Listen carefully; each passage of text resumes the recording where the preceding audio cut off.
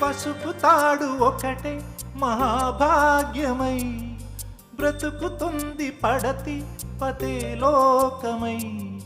మగని మంచి కోసం పడే ఆర్తిలో సతిని మించగలరా మరే ఆప్తులు.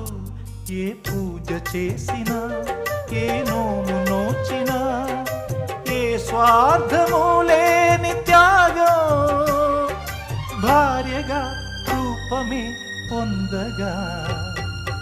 అపురూపమైనదమ్మ ఆడజన్మ, ఆ జన్మకు పరిపూర్ణత ఇల్లాలమ్మా.